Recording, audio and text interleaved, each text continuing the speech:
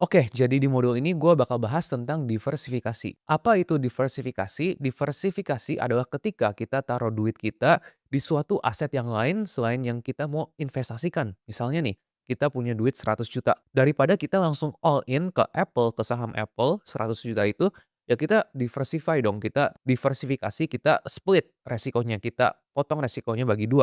Misalnya kita taruh 50 juta ke saham Apple, terus 50 juta ke saham Nvidia. Nah, bisa juga kita itu split lagi, kita bisa split ketiga. Misalnya saham pertama kita taruh di Apple, terus Nvidia, terus Microsoft. Dan abis itu kita bisa diversifikasi lebih lagi, kita bisa taruh 5 saham di portfolio kita, bisa taruh 7, 10, dan lain sebagainya. Dan ada juga banyak investor di luar sana yang udah jago-jago kayak Ray Dalio dan lain sebagainya, itu mereka bilang bahwa diversification is the only free lunch in the world of finance. Jadi itu adalah salah satu makanan yang gratis di dunia finansial. Jadi kenapa sih kita harus diversifikasi? Karena contohnya nih, kalau kita all in ke Apple ya, terus tiba-tiba ini Apple itu bangkrut atau enggak CEO-nya nggak benar, Tim Cook CEO-nya nggak benar. Mungkin dia tiba-tiba korupsi, mungkin dia tiba-tiba kabur atau apa, ya mampus dong saham Apple. Berarti kalau kita taruh 100 juta di saham Apple, semua duit kita itu kita hilang semua. Nah, daripada kita taruh di satu saham doang yaitu Apple, ya kita bisa diversifikasi resiko kita. Nah, kita bisa lihat di grafik ini bahwa ada 3 senario. Yang garis merah adalah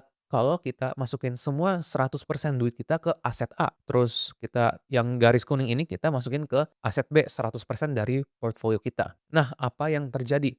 Ya, walaupun aset A ini mengalami kenaikan dalam 10 tahun pertama, tapi di tahun ke-20 itu aset A itu mengalami penurunan yang signifikan. Dan kalau aset B itu 15 tahun pertama itu nggak perform sama sekali, nggak naik sama sekali. Tapi apa yang terjadi, di tahun ke-20 itu aset B itu mengalami kenaikan yang signifikan. Tapi kalau kita split resikonya, kalau kita taruh 50% di aset A dan kita taruh 50% di aset B, ya dalam pertengahan itu kita tetap mengalami pertumbuhan yang stabil. Kita nggak stres drawdown atau kita nggak terlalu euphoric ketika kita profit. Jadi itu adalah benefitnya diversifikasi. Nah, sekarang kita mau bahas tentang systematic risk dan unsystematic risk. Jadi kita bisa lihat grafik di sini, apa itu unsystematic risk. Jadi unsystematic risk adalah resiko dari perusahaannya sendiri. Kayak misal Apple tiba-tiba bangkrut atau enggak tiba-tiba ada korupsi terjadi. Nah, itu adalah unsystematic risk, resiko dari internal sahamnya atau enggak contoh Microsoft ini tiba-tiba bangkrut atau enggak tiba-tiba sistemnya kena hack atau enggak tiba-tiba ada kompetitor baru.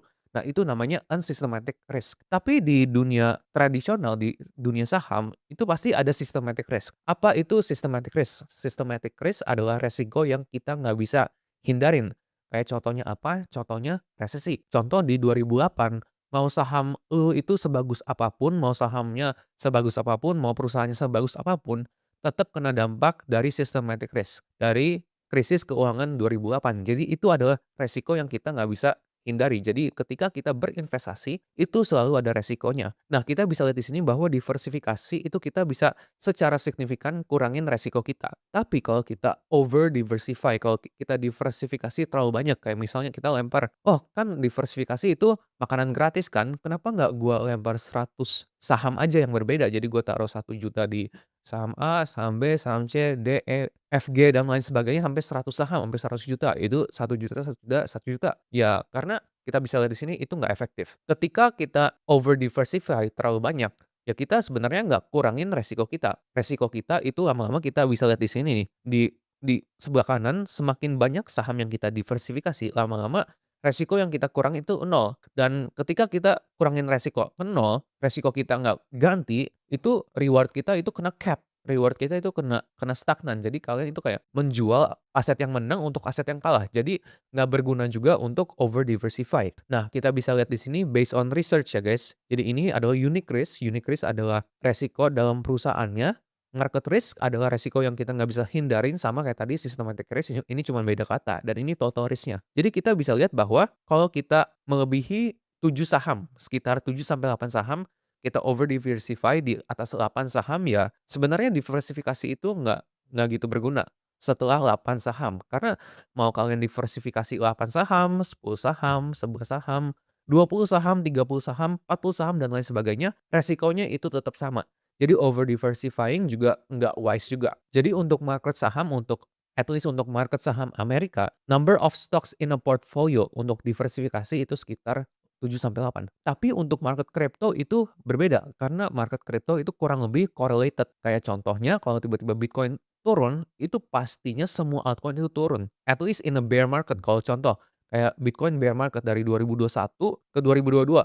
Nah itu Bitcoin bear market, semua altcoin pasti ikut bear market juga, nggak ada satupun yang bertahan. Tapi kalau saham itu kita bisa diversifikasi. Contohnya kalau S&P 500 itu lagi bear market, ya ada beberapa sektor saham yang bakal tetap perform. Kayak contohnya consumer staples atau enggak healthcare juga bisa outperform di market saham. Dan kita bisa lihat di sini ini adalah grafik unit risk dan market risk untuk dunia kripto. Ya kalau dalam dunia kripto ini semaksimal-maksimal mungkin kita itu cuma diversifikasi 2 sampai 3 doang. Soalnya ya market crypto itu kurang lebih correlated semua. Jadi kalau kita lempar kayak 5 altcoin berbeda atau 10, 15, 20 altcoin berbeda, itu nggak ada gunanya. Karena kita resikonya sama, tapi kita itu sacrificing the best winner. Kita korbankan altcoin yang pemenang. Jadi nggak ada gunanya untuk over diversify di market crypto. Maksimal mungkin itu sekitar 3 lah, 3 sampai 4. 4 itu very very maksimum banget lah. Jadi makanya itu kalau kalian perhatiin di internal portfolio kita itu maksimal mungkin paling kita cuma diversifikasi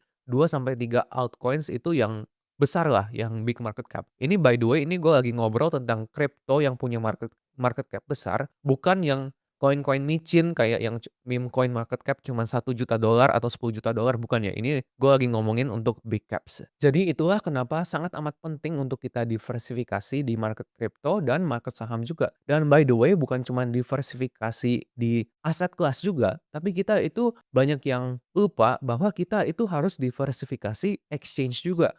Bukan cuma diversifikasi aset, tapi tempat yang kita simpen kripto kita. Misalnya nih, kita beli di exchange A. Ya kalian jangan langsung taruh 100% duit kalian di exchange A. Ya kalian split dong resikonya ke exchange A, exchange B, exchange C, exchange D. Atau nggak pas hot wallet. Kalau kalian punya hot wallet, kalian juga diversifikasi. Biar satu wallet kena hack, itu kayak nggak semua aset kalian kena hilang juga. Jadi penting banget untuk kita pertama diversifikasi di aset kelas, terus abis itu diversifikasi di exchange, dan ketiga, banyak yang lupa juga bahwa kita itu harus diversifikasi indikator. Dan kita nggak bisa rely on satu indikator, oh indikator ini bilang long, berarti gua long, nggak bisa gitu. Kita harus diversifikasi 10, 15, 20 indikator yang berbeda untuk mendapatkan konsensus yang benar. Dan untuk yang diversifikasi indikator itu gua bakal bahas lebih lanjut di modul yang levelnya lebih tinggi, sekitar level 3 atau level 4 karena itu lebih susah dan lebih advance. Tapi untuk sekarang kalian cuma harus tahu aja, yang pertama itu diversifikasi aset, kedua diversifikasi indikator, dan ketiga diversifikasi exchange.